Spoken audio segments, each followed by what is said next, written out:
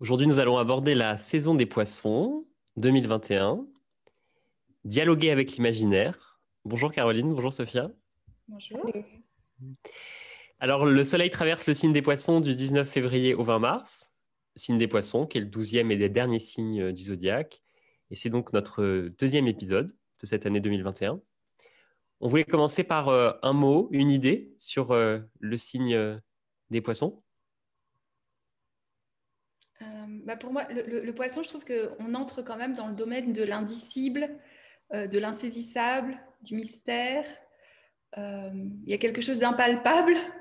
Et je trouve qu'il y a une difficulté souvent à mettre dans les mots ce signe, à le saisir. Et que toujours les mots, enfin que le langage est peut-être au travers de l'art, de la poésie, de l'imaginaire, des images, du symbole, de la métaphore, nous permet de s'en approcher. C'est peut-être aussi pour ça qu'on a choisi ce sujet. Donc, je trouve qu'il y a une invitation à suspendre la raison dans le poisson et accepter le mystère, même en tant qu'astrologue qui déchiffrons le ciel, accepter que le grand chaos cosmique ou l'océan cosmique.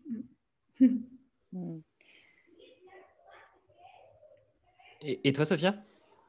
En fait, quand je pense au poisson, l'archétype de poisson, la première chose comme ça qui me vient souvent en tête, c'est l'idée de sentiment océanique. Ce concept-là que Romain Rolland avait un peu parlé avec Freud, décrit avec Freud dans leur correspondance. Le sentiment océanique qui est à la fois une sensation d'éternité, d'infini et d'harmonie avec tout ça. Comme une expérience fugace que l'on peut ressentir lorsque, par exemple, devant la nature, on ressent comme ça cette sensation d'immensité, cette sensation-là qui nous traverse et nous fait perdre toute sensation d'espace-temps, de raison. C'est une sensation qui nous relie aussi parce que certainement, c'est quelque chose qui nous est familier, qui nous rappelle d'où nous venons et peut-être aussi où nous retournerons. C'est ce lien avec le grand tout.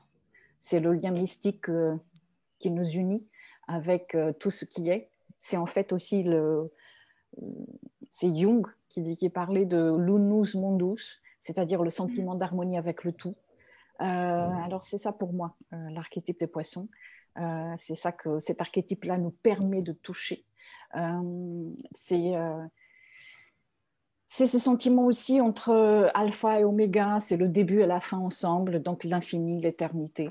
Et d'une certaine manière, ce signe nous permet, je pense, de toucher une forme de totalité, mais une totalité qui ne peut pas être contenue, une totalité qui peut être identifiée par beaucoup comme étant la source, l'univers, Dieu, le soi, etc. Voilà à quoi ça me fait penser le signe des poissons. Moi, j'ai choisi le mot sacrifice parce que finalement, pour que le futur puisse advenir, il faut parfois tuer l'ancien. Et c'est le 12e cycle du 12e signe du zodiaque. Et il vient clôturer quelque chose. Un peu comme quand on doit tailler un rosier pour que de jolies fleurs adviennent à la saison suivante. Et c'est pas forcément le sacrifice, c'est pas forcément associé à la souffrance ou au ressentiment. On peut y voir quelque chose de sacré et une forme de reliance avec une autre temporalité. Encore une fois, pour qu'un autre futur advienne, pour que quelque chose dans ce geste sacrificiel puisse faire advenir un printemps, une sorte de régénérescence, de résurrection. Au programme aujourd'hui, 3 aspects majeurs du mois à venir. Et puis ensuite, nous discuterons du thème dialoguer avec l'imaginaire, avec nos 3 regards.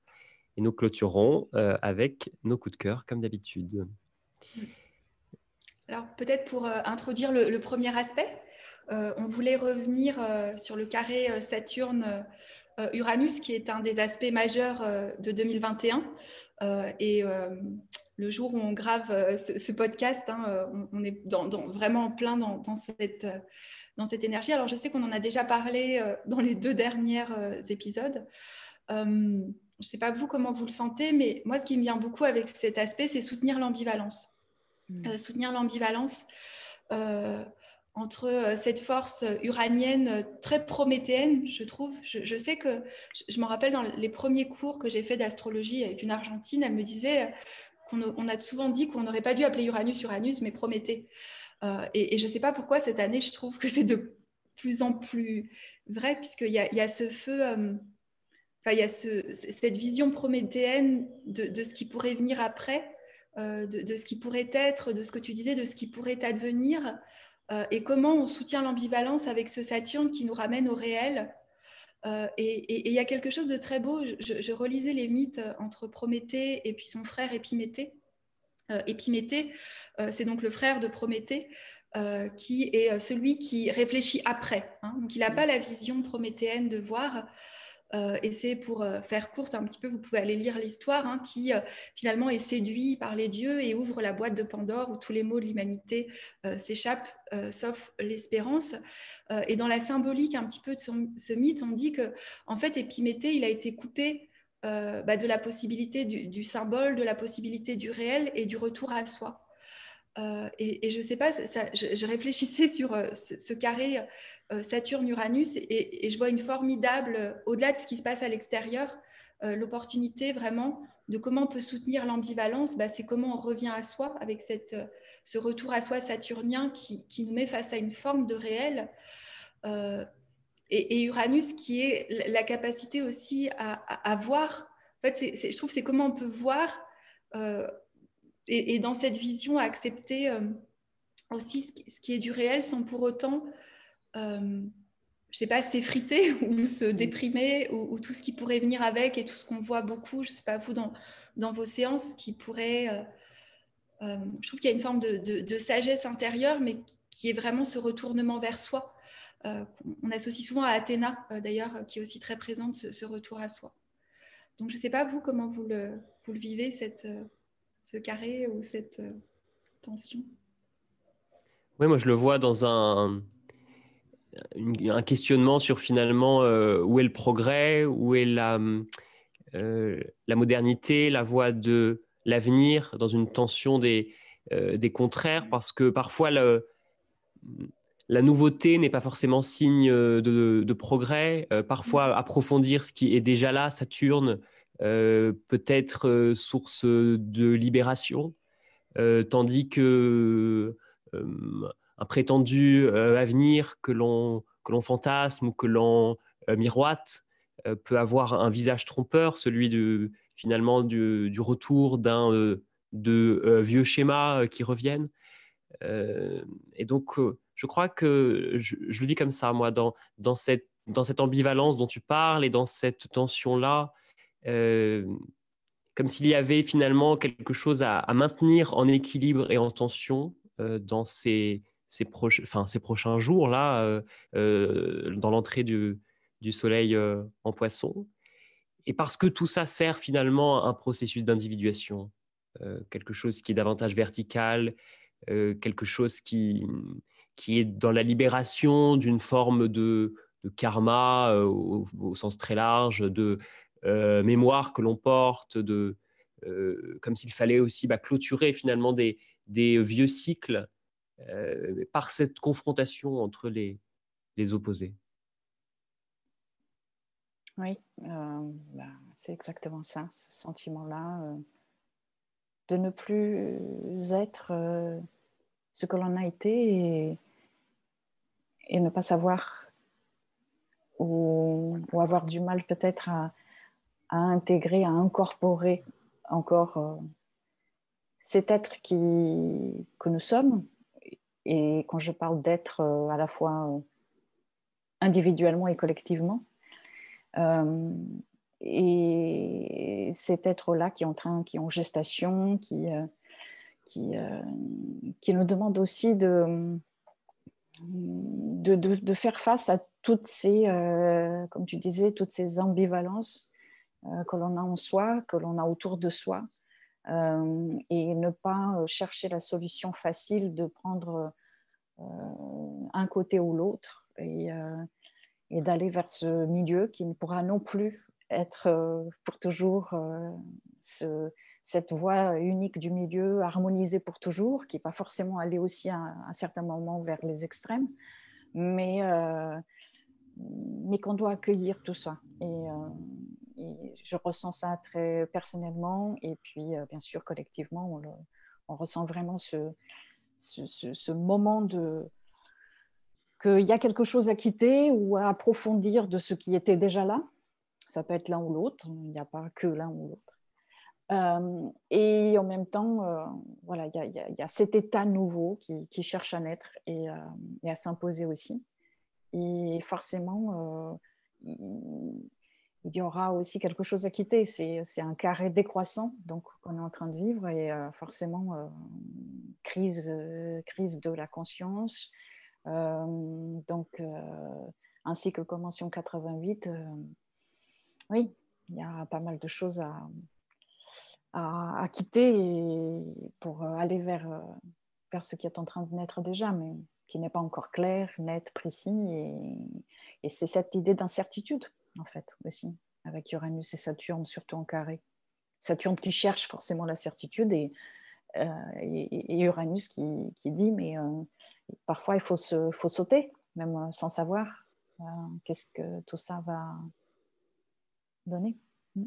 Et peut-être que la rétrogradation de Mercure qui se termine dans les prochains jours, pour moi, elle a apporté de l'information pure, ou en tout cas d'une certaine perturbation au niveau de l'information ou du relationnel, et qu'il faut digérer cette information pour ensuite pouvoir implémenter peut-être des solutions, pouvoir les mettre en place dans la matière.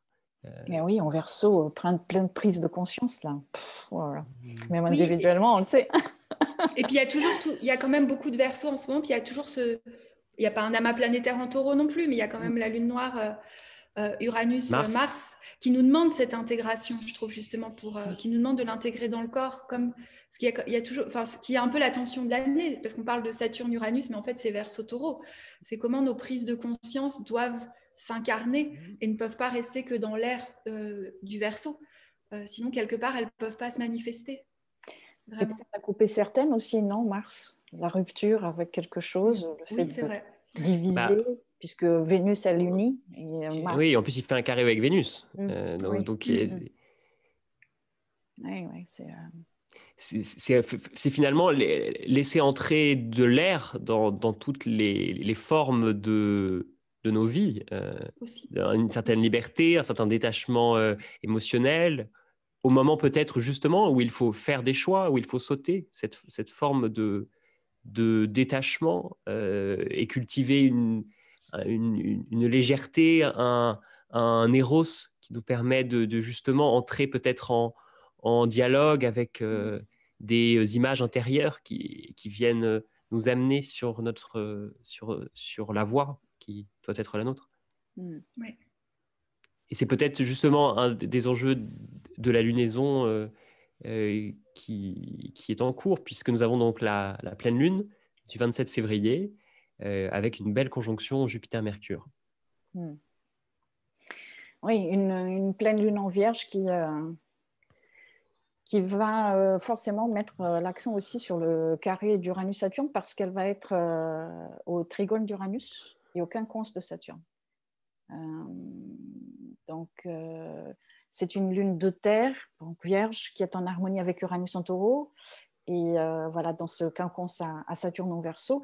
Et tout ça va mettre peut-être aussi en lumière certaines incohérences entre ce qui est pensé, ou alors ce qui a été pensé, ou ce qui est venu à nous, Verseau, et ce qui est véritablement possible, Vierge, Taureau.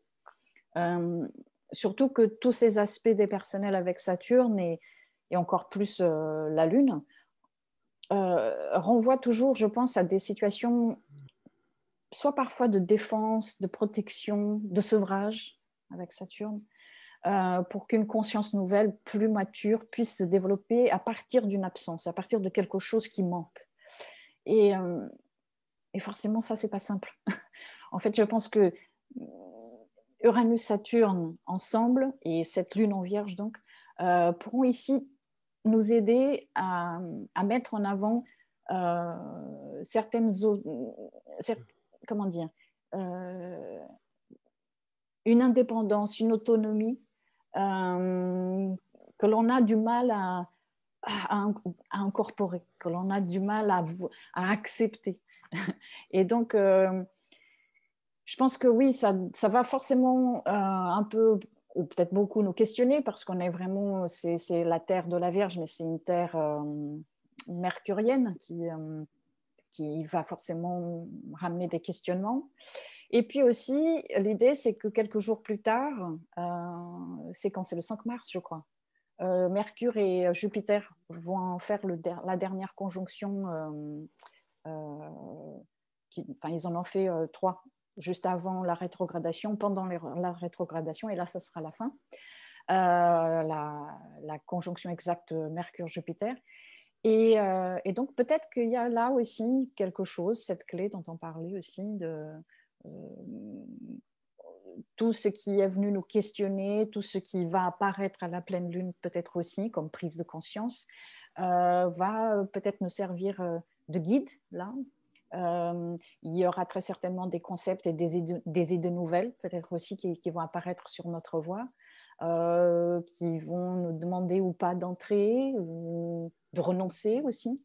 Et comme c'est une pleine lune en quinconce à Saturne, on voit bien que qu'on peut ressentir peut-être comme une tension, quelque chose qui nous presse à nous préparer, à être pleinement conscient aussi de nos lacunes, de nos insuffisances, mais sans pour autant s'empêcher.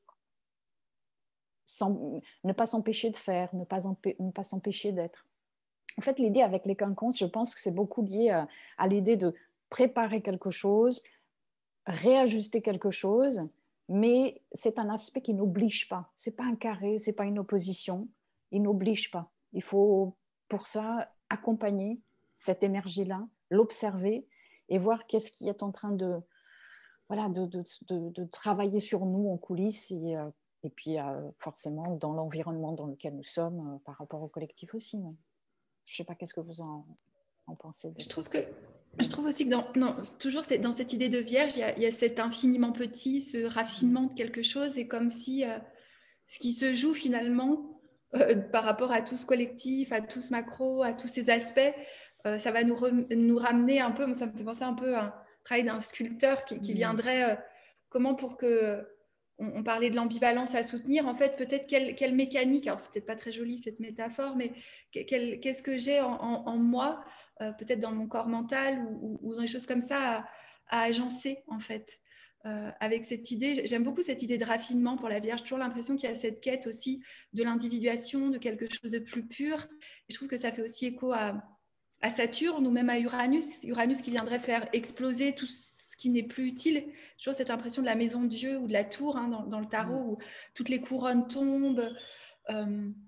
Et justement, ce que tu disais aussi de ce Mars qui rentrera en Gémeaux, ça remet du mouvement, ça remet de l'air, et on pourrait imaginer, moi l'image qui me vient, alors c'est peut-être parce qu'on est dans le Poisson, mais comme la Vierge, voilà, les choses sont remises à la place, donc il y a une sorte de frais qui puisse rentrer en nous, il y a de la grâce qui puisse venir, enfin on le verra ça sans doute avec la nouvelle lune après, mais voilà, il y a quelque chose qui... Et je pense en effet, comme tu le dis, qu'il y a quelque chose, je trouve que le danger, que ce soit de Saturne ou de la Vierge, c'est quand la critique devienne, c'est pas qu'il y ait une critique constructive, mais enfin, la polarité finalement, l'ombre et la lumière de l'archétype de la Vierge, c'est que la lumière, c'est ce raffinement qui va juste observer, et puis quand rentre le Mercure critique et qui juge, on va mettre notre attention pas sur justement l'espace de frais qui peut rentrer, mais sur le truc noir qui nous plaît pas, et puis on va le regarder, et puis ça va devenir la totalité de notre expérience. Donc je pense que c'est toujours le risque, c'est ce blablabla blablabla dans notre tête qui peut s'amplifier, parce qu'il y a aussi Jupiter-Mercure quand même, donc même si Jupiter il ouvre une nouvelle conscience de vérité, il peut aussi amplifier justement une forme de tout monter l'énergie ici. Et il y a toujours le soleil en Poisson en face de la Vierge, donc je trouve que le Poisson il vient toujours rappeler à la Vierge que elle ne contrôle rien parce que justement, comme on le disait en introduction, il y a ce grand mystère et la vie va se placer ou les choses vont se replacer à leur manière. Moi, ça m'évoque ça, cette image me vient pour les aspects. Je ne sais pas ce que tu sens, toi, Thomas, ou ce que tu envisionnes. Je ne sais pas si on dit ça en français. Quand je pense à la Vierge, je pense souvent à un temple. Et puis là, il y a Vesta qui est à côté de la Lune, qui est quand même cette prêtresse. Et j'ai l'idée, entre dans le temple, accueille, reçoit, tu es appelé, tu es un initié, là maintenant, chacun dans ton cœur, en fait. Et c'est un moment justement peut-être de préparation, ce moment où on fait les libations, où on se purifie dans le temple, dans ce signe de la Vierge qui appelle finalement peut-être aussi à des repolarisations émotionnelles, et qui appelle à des approfondissements, euh, à toutes les décisions qui pourront être prises suite à la rétrogradation de Mercure et qui demandent à être précisées, à être confrontées à ce qui est possible, dans une ouverture, dans un accueil de la conscience qui est ouverte, un mental qui est ouvert au supramental, aux intuitions. Et pour moi, c'est vraiment entrer dans le temple comme une préparation à la nouvelle lune suivante qui arrive. Il y a vraiment quelque chose de l'ordre de la préparation, d'une forme de purification pour que ces eaux du poisson puissent ensuite advenir. Ça me fait beaucoup penser à, on disait, dans les anciens oracles, l'oracle de Delphes, les Pythie, elles allaient justement, avant d'aller dans le temple, il y avait, je crois que c'était Castille, ça s'appelait en Grèce, où elles allaient se baigner en fait dans les eaux pour que l'information descende. Ça fait penser à ce que tu disais, cette nouvelle lune avec son aspect quand même Soleil, Neptune, Vénus, comme si quelque part pour être visité par cette grâce, pour que ça puisse descendre en nous, pour que ces intuitions, cette connexion au lumineux, cette connexion au monde du subtil, ce désir d'absolu aussi, je trouve que Vénus et Neptune, Neptune est l'octave supérieure de Vénus, c'est comme si on n'est plus sur le désir lié à la personnalité, peut-être qu'on est plus dans quelque chose de l'ordre de l'aspiration. Quelles sont mes réelles aspirations qui me connectent à quelque chose qui me dépasse, et plus qu'est-ce que je veux, qu'est-ce que j'ai besoin de consommer, je trouve que ça nous emmène dans quelque chose qui nous, je ne sais pas comment dire, qui nous ouvre à ce sacré en nous, mais comme tu le disais, pour préparer la descente du sacré, comme dans les anciens initiés, il y a ces pratiques de jeûne ou de... Alors, il ne faut pas forcément jeûner, parce que le jeûne peut être aussi un jeûne mental. Je ne suis pas sûre que ce soit qu'un jeûne physique, mais comme s'il faut être un réceptacle, une coupe, pour pouvoir recevoir, en fait. Sinon, c'est comme si peut-être, sinon on pourrait être... l'idée qui me vient aussi, c'est que Neptune, Vénus, et on le verra avec peut-être l'imaginaire et parfois, c'est qu'on peut aussi aller dans les mondes artificiels, les mondes de la fantaisie. On peut aussi bypasser. Si justement le corps de la Vierge ou le réceptacle n'est pas solide et n'est pas ancré, je pense que la vague neptunienne, elle peut nous emmener, quoi, et pas nous... Oui, elle peut nous emmener. Elle peut nous emmener dans une forme, je suis illuminée, où j'ai acquis une forme de vérité, mais qui est complètement un délire messianique, qui serait assez d'avoir cette idée d'avoir rédempté quelque chose ou d'être arrivé quelque part, qui est l'ombre de Neptune, je trouve. L'ombre de Neptune, c'est cette... je vis tellement haut et je capte ma réalité. Et je pense que c'est pour ça qu'on est aussi travaillé par Saturne. Et quelque part, j'ai l'impression que quand on est trop dans Saturne, il peut manquer Neptune. C'est-à-dire, on peut être tellement, c'est le réel, principe de réalité, qu'il manque le rêve, il manque une forme de réenchantement ou d'enchantement de quelque chose. Mais si Saturne n'a pas été intégré, cet enchantement devient, je sais pas, un pur délire d'être, je sais pas, de capter. Et je pense que c'est vrai, mais c'est pas incarné forcément dans la Vierge, quoi. Le petit rituel, l'infiniment petit, le jour. Donc, on veut plus le quotidien après. On veut juste du rêve, du beau, de la fantaisie, et que c'est magique, et que je pense ça, donc je vais attirer ça, parce que ma vie... Voilà. Alors ça, c'est la nouvelle lune en Poisson du 13 Oui, mars, pardon. pour préciser un petit peu. Merci. J'ai fait un peu le poisson, là. Non, mais au degrés contraire, voilà, à 23 degrés, 22 d'ailleurs, non? Enfin, Moi, ouais, j'ai mis 22. Ouais, moi, j'ai mis 22 22. aussi. Vous avez raison, alors je sais pas. 22 degrés du Poisson, et c'est assez extraordinaire parce que, comme tu le disais, Caroline, il y a une triple conjonction Vénus-Neptune, Soleil-Lune, puisqu'on est en nouvelle lune, hein, donc la Lune est noire et contacte cette belle conjonction Vénus-Neptune. Le 13 mars. Le 13 mars. Tu en penses quoi, toi, Sophia, de cette nouvelle lune? Oui, elle m'inspire beaucoup. Elle m'inspire beaucoup. Et je dois dire, j'ai hâte d'entrer, de plonger, on va dire, dans la saison des poissons déjà. Mais alors, cette nouvelle lune, je la trouve vraiment une très belle nouvelle lune avec, c'est vraiment une très belle conjonction. On sera très certainement noyé par l'émotion, en espérant que ce soit parce que l'empathie ou alors la possibilité de rêver le futur va nous emporter et voilà, et c'est ça qui va nous porter, hein, et en espérant que ce ne soit pas parce qu'il y aura un événement difficile qui viendra toucher nos racines, et parce que souvent on voit ça avec, il y a quelque chose d'universel avec, quand on voit comme ça une lune en Poisson, nouvelle lune forte, très présente. Et donc cette conjonction Soleil, Lune, Vénus, Neptune est en harmonie avec Pluton en Capricorne. Et donc au niveau collectif, voire universel, je pense que cela peut avoir un fort impact, quel qu'il soit, parce qu'il renvoie à l'idée d'union, à l'idée de fusion, à l'amour, et parce que tout ça est à la fois destructeur et transformateur parce qu'initiatique. Donc oui, pour moi, enfin, je vois cette lune comme une lune pour accueillir notre sensibilité, notre vulnérabilité, notre créativité, notre part mystique. Mais elle renvoie aussi, je pense, à la gestation de quelque chose. On en parlait déjà tout à l'heure.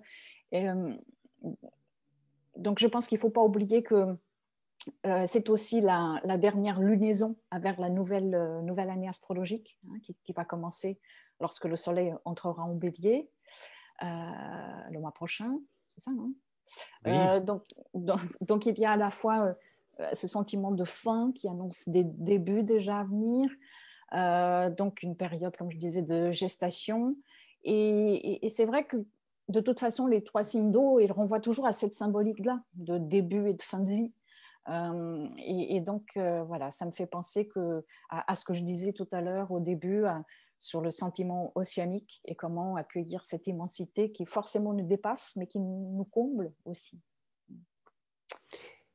J'ai l'image de la pluie, les pluies diluviennes qui se déversent et qui lavent la terre en détruisant certaines formes de vie, mais aussi le fait de courir sous la pluie, d'être... vous savez, ces moments où en fait on est tellement mouillé qu'on s'en fiche, que finalement c'est un plaisir de vivre ce moment où l'on est sous l'eau et où l'on est en communion avec une nature qui nous dépasse. Moi, ça me fait... Je crois qu'il y a là une clé, en tout cas, qui est la voix du cœur, la voix de l'amour, qui est une forme de communion au tout, de communion à l'autre. On parlait il n'y a pas longtemps entre nous de ce que c'était que la prière, un concept qui est fortement dévoyé en fait, où prier ce serait demander, alors que pour moi, finalement, c'est se mettre en relation, tout simplement. C'est entrer en résonance. Et je crois que dans cette voie du cœur, dans cette voie de l'amour, il y a toutes les guérisons possibles, il y a toutes les régénérations, les dissolutions, mais qui ouvrent des brèches pour qu'une plus grande présence à soi et aux autres se fasse. Dans la compassion aussi, un beau terme, je trouve, pour les poissons et Neptune, et la compassion pour nos failles, pour nos faiblesses humaines, que ce soit au niveau individuel ou au niveau collectif. Et alors, dans cette acceptation-là de nos limites et de nos failles, il y a la possibilité de faire une expérience peut-être de la totalité, d'une forme de totalité, de contacter dans ce moment où la lune est noire, où il y a une expérience très subjective, et pourtant, là, on se dit très relié à une forme d'inconscient collectif qui pulse voilà, dans la nuit, de contacter de nouvelles visions, de nouvelles expériences, entrer dans l'inconnu et de ce que nous proposera ce renouveau printanier, avec la foi que le meilleur est à venir. Belle nouvelle lune. On a choisi un thème pour cet épisode, dialoguer avec l'imaginaire. C'est ce que nous faisons, je crois, beaucoup, en tant qu'astrologue tous les jours. L'astrologie est vraiment un langage qui, au-delà de la technique, qui est hyper importante, qui est le socle, va aussi utiliser les symboles, va aussi utiliser la métaphore, la mythologie, les archétypes, les contes, les histoires, les rêves, les images, la poésie, etc. Et c'est ça qui va non seulement donner une forme à ce que nous percevons, mais c'est aussi ce qui va nous permettre d'absorber ce qui nous vient, parce que ce langage-là, il est très complexe, il est intense, et si nous n'utilisons pas les métaphores, les archétypes, les symboles, peut-être que nous ne contacterons jamais la profondeur de ce qui est véritablement ce langage astrologique. Et sans cette approche-là, on va peut-être soit se noyer dans une recherche de choses qui nous dépassent, parce qu'elles sont trop larges, elles sont beaucoup plus larges que ce que notre mental peut comprendre, ou alors on va entrer dans une sorte d'insatisfaction avec le langage astrologique parce qu'on va utiliser des mesures ou des outils de comparaison qui ne sont pas appropriés à l'astrologie. On a parfois du mal à nous placer par rapport à tout ça. Et donc, en partant de ce constat-là, je pense que l'imaginaire est ce que nous avons de plus précieux pour nous relier à l'âme du monde, et pas uniquement en astrologie. Là, j'ai donné ce petit exemple de l'astrologie, mais je pense que c'est aussi valable pour toute autre approche spirituelle, psychologique, créatrice de vie, créatrice de sacré. C'est-à-dire tout ce qui nous permet de contacter l'âme. Et je pense que parce que, en fait, pour que l'humanité puisse exister, elle a dû un jour se rêver. Elle s'est un jour imaginée et elle continue de s'imaginer. Parce que c'est aussi ce que nous faisons avec nos propres vies. La question aujourd'hui, je pense, c'est plutôt quelles sont ces histoires, ces mythes, ces symboles qui nous servent de guide aujourd'hui. Comment relier la vie et l'âme et faire en fait ce que James Hillman disait par soul making, c'est-à-dire faire âme, c'est-à-dire entrer en relation avec ce qui est au-delà de ce qui peut être vu, calculé ou compris par le mental, c'est-à-dire entrer en relation avec les archétypes par les métaphores, les mythes, les images, etc. Et en pensant à ce sujet, je me disais, est-ce qu'en réalité nous acceptons d'entrer pleinement ou de laisser entrer ce monde-là dans nos vies? On voit bien que non, en fait, la poésie n'a presque plus aucune place dans les rayons des librairies, par exemple, déjà. Et c'était un autre exemple hyper intéressant aussi, vécu il n'y a pas très longtemps, c'était pendant l'investiture de Joe Biden. où, alors, j'ai oublié le nom de la poétesse qui était venue, mais extraordinaire. Voilà, elle était là, enfin de la poésie, dans un moment comme ça, si important. Et je me souviens que j'étais en train de regarder ça sur YouTube, dans une chaîne américaine, et tout le monde commence à parler sur les commentateurs, aucun respect pour la poésie, pour la poétesse déjà. Et du coup, je voulais écouter, je n'arrivais pas. Et je changeais de chaîne en chaîne, je venais sur la chaîne française, c'était encore pire, les autres chaînes américaines, c'était pareil. Il n'y a que Sky News qui était dans le silence et qui a laissé entendre la poésie. Mais c'est terrible, non? Elle s'appelle Amanda Gorman. Ben voilà, Amanda et son Gorman. texte, The Hill We Climb. Et merci Thomas. Et c'est incroyable on voit qu'il y avait quelque chose qui était important, cet imaginaire qui était là à notre portée, et pourtant, on ne voulait pas l'entendre. Mais c'est pareil pour la mythologie aussi. La mythologie qui est vue aujourd'hui comme des fausses histoires qui n'ont aucun sens, ou encore les rêves. Qu'est-ce qu'on fait avec les rêves? Ils sont le plus souvent négligés, ou alors ils sont moqués aussi. Et tout ça, voilà, pour ne donner que quelques exemples, parce qu'il y en a toujours encore, très certainement encore d'autres. Donc je pense qu'il nous faut, d'une certaine manière, peut-être revenir vers ce monde imaginaire. Et après, il y a aussi cette idée de monde imaginal que Henri Corbin en a beaucoup écrit dessus. Et le monde imaginal, c'est-à-dire que, comme il l'a décrit, c'est un ordre de réalité qui a été beaucoup cité dans les textes sufis et qui est en analogie avec ce que les Grecs ils appellent l'âme du monde. Monde imaginal, âme du monde, la même chose. En tout cas, apparenté à. Et dans ces textes, il est dit qu'il existe entre notre monde mental, intellectuel, physique, un autre monde, tout aussi réel que celui-ci, mais qui est un monde d'images. Et c'est à partir de ce lieu d'où proviendrait tout ce que nous expérimentons comme spirituel, créateur ou transcendant. Et ce monde imaginal entre en contact avec nous par le rêve, par certaines formes de méditation, par la contemplation, par l'imagination active que Carl Jung avait développée, par les images dans l'art aussi, ou par toute autre approche qui écarte ou qui écarterait pendant un moment une approche trop liée au mental, en fait, ou à la raison. Par contre, Henri Corbin, il a aussi écrit qu'il était très important de ne pas confondre le monde imaginal, ce monde imaginal dans lequel on peut imaginer le monde. Il ne faudrait pas le confondre avec les fantaisies, avec les fantasmes et nos rêves éveillés qui viennent la plupart du temps d'une inflation de l'ego, nécessaire certes, mais à ne pas confondre avec ce monde imaginal, créateur du monde en fait.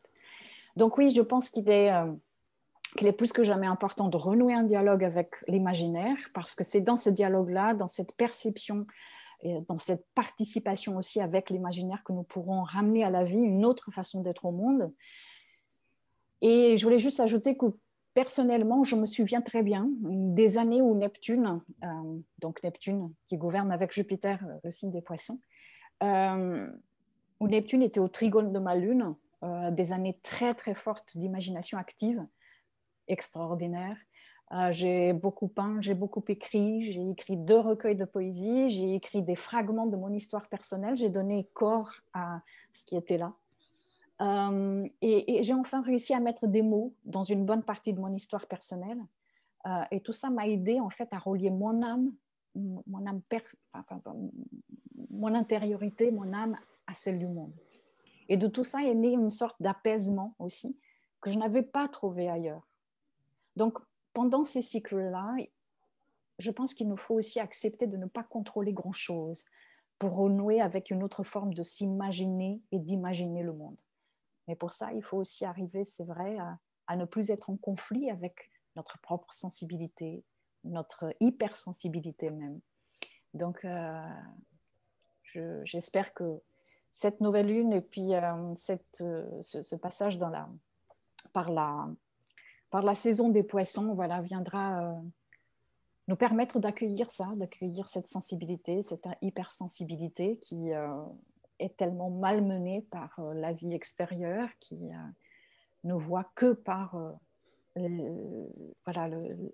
l'extraversion ou alors tout ce qui est pratique, concret, défini, et ne laisse aucune place à la subjectivité, à l'imaginaire et à toutes ces formes qui font le monde en fait.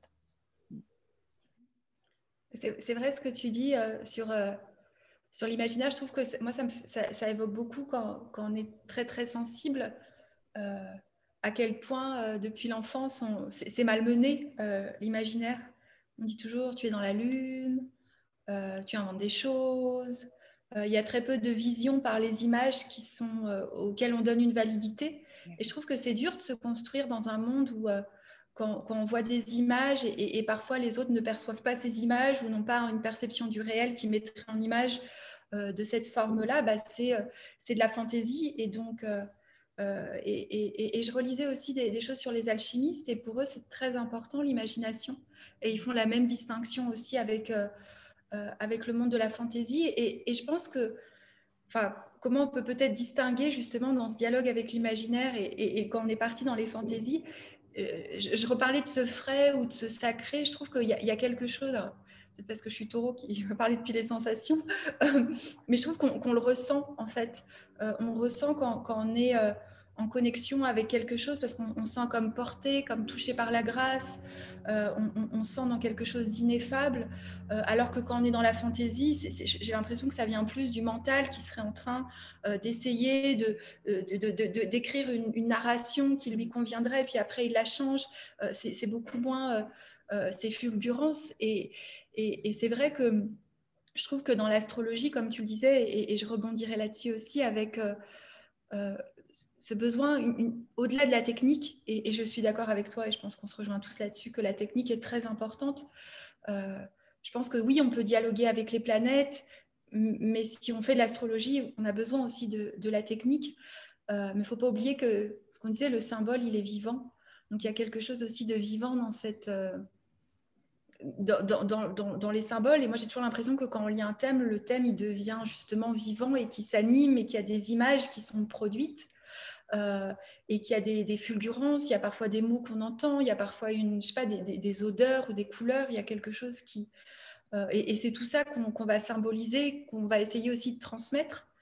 Et je trouve qu'en effet, un des vecteurs, c'est les mots, c'est la poésie, ça peut être le chant, mais qu'il y a une forme de... Enfin, je sais pas, il y a une résonance aussi dans certains mots qu'on utilise qui permettent de rendre compte aussi de ce langage. Et moi, j'ai toujours été fascinée par, par cette sensation qu'il y avait toujours quelque chose derrière la réalité. Tu sais, depuis l'enfance, quand on se dit, je sais pas, je passe devant cette forêt. Moi, je me rappelais qu'on allait en Bretagne avec mes parents. Il y avait Merlin et mes parents me disaient qu'il y avait Merlin, mais moi, je voyais Merlin. C'est-à-dire que chaque été, je rencontrais Merlin et il y avait sa pierre, jusqu'à ce qu'à un moment, même adulte, je me disais, mais vraiment, j'ai dû redemander à mes parents, vraiment, on passait par Brocéliande ou j'ai tout vécu ça dans ma tête. Et je pense que le monde des rêves aussi, qui est quelque chose qui me passionne beaucoup. J'avais fait ici un processus au Guatemala avec quelqu'un pendant 40 jours sur le volcan. Le volcan éteint, hein, pas celui qui gronde depuis ce matin. Voilà, comme j'étais en mute, on n'a pas entendu, mais tout à l'heure, quand Thomas, juste petite parenthèse, tu dis il faut prier, il y a le volcan, j'étais en mute, les a fait tout trembler. Je me suis dit, tiens, on est répondu. Je suis là, on est voilà, en réponse. Des fois, j'utilise le volcan dans mes séances. Souvent, avant, il y avait un moment, je parlais d'Uranus. Et je me suis dit, c'est fou. Alors, c'est peut-être mon imaginaire, mais il y avait Uranus et tout d'un coup, toutes les fenêtres tremblaient. Et donc, j'avais fait ce processus où j'étais partie d'un rêve que j'avais fait une nuit. Et en fait, avec ce rêve, chaque jour, j'écrivais en fait une histoire. Et donc, il y avait ce dialogue entre, tiens, qu'est-ce que peut pouvoir dire mon rêve? Et je questionnais dans la journée par écrit. Et le soir, mes rêves me répondaient. Et j'étais arrivée à un moment où je ne savais plus si l'information me venait dans les rêves ou dans ce que j'avais pensé la journée. Bon, là, il faut faire un peu attention dans sa tête, mais c'est pour ça que j'étais accompagnée dans le processus. Et je pense qu'il y a quelque chose aussi dans les rêves. Je ne sais plus, dans le podcast qu'on aime tous beaucoup, là, The Jungian Life, ils disent, dans les rêves, il y a toujours quelque chose qu'on ne sait pas, en fait. Il y a toujours dans chacun de nos rêves, en fait, c'est notre inconscient qui nous parle et on devrait apprendre toujours quelque chose. Même si on se dit, j'ai rêvé de ça parce que ce matin... et en fait, c'est ce processus aussi de discerner le dense du subtil, on pourrait dire. Qu'est-ce qui vient de la matière recyclée de ma journée? Et il y a toujours des symboles, justement, qui nous font toucher au subtil et qui peuvent être appréhendés. Oui, on peut avoir besoin de quelqu'un qui nous aide à les analyser, mais il y a aussi, je trouve, quelque chose qui va de notre imaginaire. C'est comment on peut dialoguer avec ce rêve et comment certains symboles du rêve ensuite se représentent et puis nous répondent. Et je trouve qu'il y a quelque chose qu'on peut faire aussi comme ça avec l'astrologie et qu'on le fait quand on parle entre nous. C'est Saturne, chacun, on a des images qui sont associées à Saturne et quand il y a des événements de nos vies, tiens, il y a Saturne qui se manifeste ou c'est Uranus qui se manifeste. Là, dans le volcan, qui est-ce qui se manifeste? Qui est-ce qui répond? Ou je ne sais pas si vous avez ça ou certaines personnes que vous rencontrez et je ne sais pas, aujourd'hui vous avez un transit de Vénus et tiens, alors c'est pas seulement des fois qu'en nous, mais c'est comme si la vie aussi nous présentait ces symboles et je trouve que quand on a l'outil de l'astrologie, après on rentre dans une sorte de dialogue justement avec ces figures symboliques ou même avec un oiseau qui passe, quoi. Enfin, c'est ce que je veux dire, c'est pas forcément que... Donc, j'aimerais pas parler de magie parce que c'est un mot un peu galvaudé, mais je trouve qu'il y a quelque chose là qui touche à une forme de processus magique ou processus alchimique, d'enchantement. Mais qui n'est pas la magie Disney, quoi. Non. Ouais. Enfin, j'ai rien contre Disney, hein, attention. Enfin... On fait sûrement trop de distinctions entre l'extérieur, entre le matériel qui serait finalement le vrai, voilà, alors la vérité, et puis le subtil, l'illusion, avec ce mot j'ai rêvé. Voilà. Comme si finalement ce serait quelque chose de l'ordre d'une sortie du vrai, un moment de pur fantasme ou de pure projection mentale. Tiens, un rêve drôle cette nuit, un rêve amusant, et sans y voir, sans voir là une richesse, celle d'un dialogue qui se met en place, comme tu disais, Caroline. Parce que, et finalement, lorsqu'on dit dialoguer avec les symboles, lorsqu'on dialogue avec les planètes astrologiques, on dialogue avec les dieux, pas avec d'autres choses que ça. En tout cas, avec une certaine conception de ce que les dieux pouvaient être dans l'Antiquité, par exemple, où les Grecs, je crois, moi, profondément, les Grecs voyaient les dieux. Je crois vraiment qu'ils interagissaient avec eux. Ce n'est pas juste ce n'est pas juste la langue et ce n'est pas juste des histoires, c'était quelque chose qui était vécu. Je pense que quand il voyait et quand il façonnait une statue, il pensait véritablement que le Dieu allait pouvoir l'habiter de sa présence et qu'ils allaient pouvoir entrer en relation avec cette statue. Et finalement, à travers les symboles, à travers le symbole, le langage astrologique, à travers les rêves, langage de l'inconscient, c'est comme si on ouvrait une porte dans ce dialogue avec les dieux. Sélénée, la lune qui vient visiter Endymion pendant la nuit, et comme ils accompagnent aussi notre présence. En fait, je crois qu'on peut produire du sens par le mental, par le fantasme, par la fantaisie, ce que tu disais, Sophia, et puis on peut laisser ce sens se révéler à nous, venir nous toucher. Et ça demande une qualité d'écoute et de réceptivité, une ouverture dans un espace hors du temps, hors de ce temps chronos de la matière.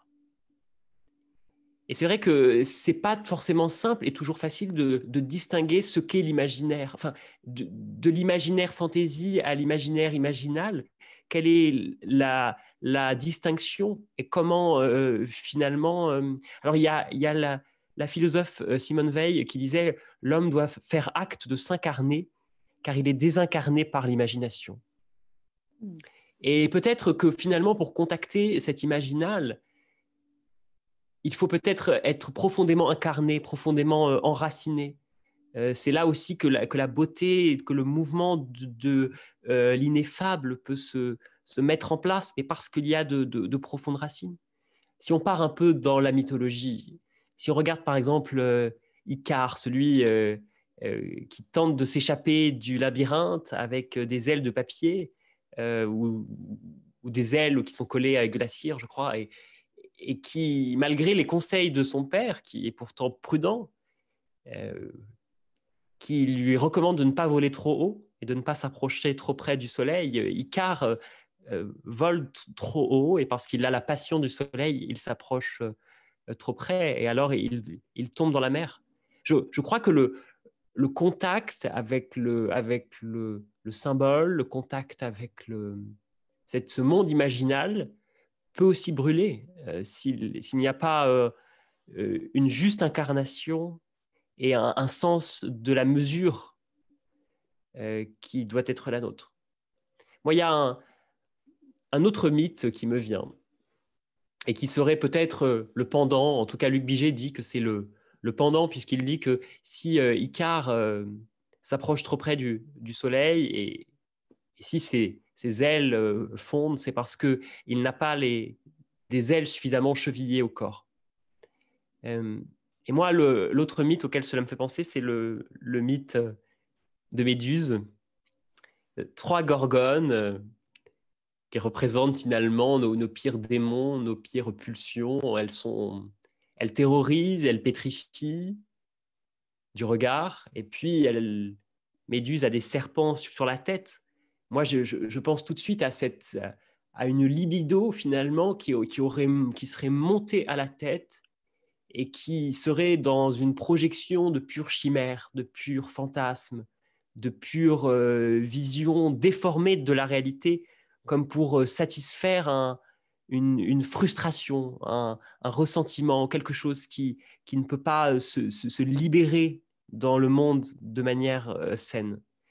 Et la voie du héros, c'est de trancher la tête de cette Méduse. Et au moment où Méduse a la tête tranchée, du sang de la Gorgone jaillit Pégase, le cheval ailé, qui peut être justement cette puissance de l'imagination créatrice, ce réveil des facultés de l'âme, quand justement toutes ces fantaisies qui sont, je crois, pulsionnelles, ont été tranchées. Il y a là une sorte de sublimation du désir, finalement, peut-être, une bonne orientation de ce désir qui peut passer par la création. Alors, nous retrouvons nos ailes pour nous envoler dans l'imaginaire et pouvoir dialoguer avec lui de manière saine. Là où nous avons réussi à surmonter nos peurs, nos fantasmes, nos névroses, en tout cas à instaurer un dialogue plus sain avec tout ça. Très beau, Thomas. Oui, donc on va passer au coup de cœur peut-être. Oui. Alors moi, je me suis rendu compte en parlant en fait que j'ai pris un livre de Leclésio, mais en fait le livre original que j'aurais voulu prendre, je ne l'ai pas parce qu'il est en France. Donc j'ai pris L'Inconnu sur Terre et en relisant L'Inconnu sur Terre, c'est l'histoire, en fait, il écrit sur un cahier d'écolier et il part, ça parle de la mer, des mythes, des mystères. Mais le livre, en fait, auquel m'évoque celui-là que j'ai ici, c'est un livre que je lisais quand j'avais 11 ans en CM2, qui était Mondo et autres histoires de Leclésio. Et je me cachais pour ne pas aller en cours de récréation. Je me cachais vers la bibliothèque, à côté de mon siège, parce que j'étais fascinée par ces histoires qui sont pour moi très... Je ne me rappelle même plus, hein, ça fait trop longtemps que je n'ai pas lu. Mais il y avait un lien à l'imaginaire, justement, que j'ai toujours aimé dans les livres de Leclésio. Donc voilà, mais je vous conseille, il est très beau, il a à ouvrir en partie, des fois il y a des dessins, et ça s'appelle L'inconnu sur Terre. Et en plus, c'est aux collections L'Imaginaire de Gallimard. Bien, voilà. Le titre aussi. Ouais.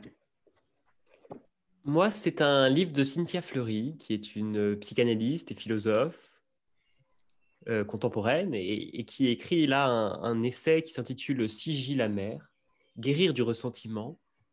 Peut-être qu'on n'en a pas parlé, mais dans ces fantaisies, ces projections fantasmées, il peut y avoir toute cette part de ressentiment, celle d'un individu ou celle d'une société entière. Et justement, elle propose ici un essai philosophique, dialogué avec les philosophes, avec la psychanalyse aussi, clinique, mais finalement pour répondre à un besoin démocratique, en tout cas du collectif.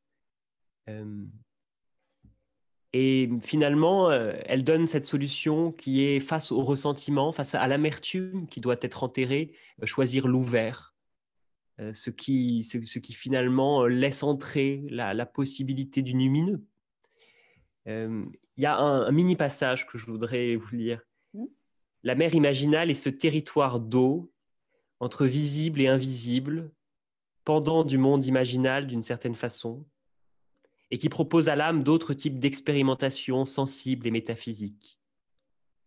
Sigi la mer, dans le sens de l'océan, renvoyée à cet océanique-là, inaugural et terminal, vers lequel naviguaient les âmes en quête d'elles-mêmes. Et ces vers du poète Odeline, j'espère que j'écorche pas son nom, qui résonnent: la mer enlève et rend la mémoire, l'amour de ses yeux, jamais las, fixe et contemple, mais les poètes seuls fondent ce qui demeure. Magnifique, merci. Très bon. Eh bien, moi, ça va être un livre de poésie. Alors, toute la difficulté, c'est que malheureusement, cette poétesse américaine n'est pas traduite en français. Donc, c'est un livre en anglais. Je suis désolée. Même s'il existe, je crois, 3 ou 4 poèmes d'elle traduits en français qu'on peut trouver sur Internet. C'est Mary Oliver. C'est une poétesse de la nature, en fait. Ce qui est drôle par rapport à cette saison et à cette lunaison, j'ai été regarder son thème et en fait, elle est née avec un soleil en vierge, avec une conjonction soleil-Neptune-Vierge. Soleil-Neptune-Vénus. Donc, autant dire exactement de l'autre côté, de là où va se trouver la nouvelle lune en poisson. Et donc, je voulais juste vous lire un petit poème qui est dans ce livre, mais il sera en anglais, sauf qu'ici, il est traduit en français. Donc, ça s'appelle Les oies sauvages. Tu n'as pas à faire preuve de bonté, tu n'as pas à faire pénitence et parcourir 100 kilomètres sur les genoux dans le désert. Il te suffit de laisser le doux animal de ton corps aimer ce qu'il a envie d'aimer. Parle-moi de désespoir, de ton désespoir, et je te parlerai du mien. Entre-temps, le monde poursuit son cours. Entre-temps, le soleil et les perles claires de pluie se déplacent à travers les paysages, au-dessus des prairies et des arbres enracinés, des montagnes et des rivières. Entre-temps, les oies sauvages, là-haut dans le ciel bleu et pur, rentrent de nouveau au pays. Qui que tu sois, quelle que soit la profondeur de ta solitude, le monde s'offre à ton imagination.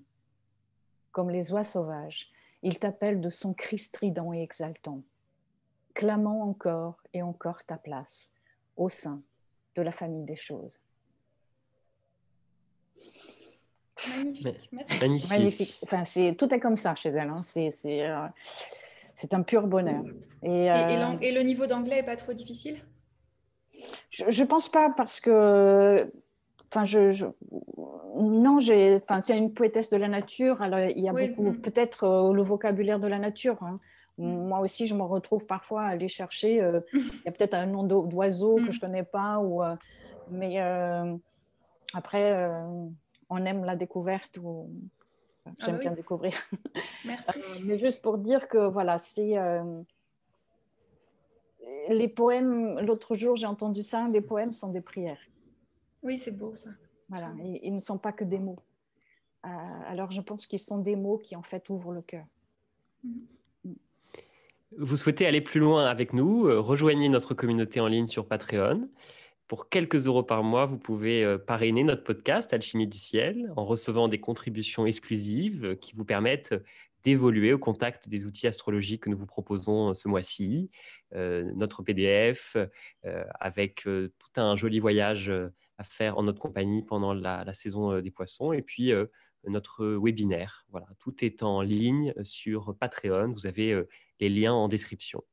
Et puis, si vous avez aimé cet épisode, n'hésitez pas à le manifester en mettant un j'aime sur YouTube ou en commentant, en mettant 5 étoiles sur iTunes, parce que finalement, c'est aussi en partageant, en manifestant euh, cette bonne humeur et que nous pourrons continuer à être vus, être écoutés ici sur YouTube ou sur les voies du son, là où vous nous écoutez. N'hésitez pas à poser vos questions en commentaire. Et puis, vous pouvez nous retrouver sur nos comptes Instagram, nos sites internet, où nous vous proposons des séances d'astrologie et autres outils astrologiques que nous mettons à votre disposition. À bientôt, les amis. À bientôt. Ciao, ciao. Ciao.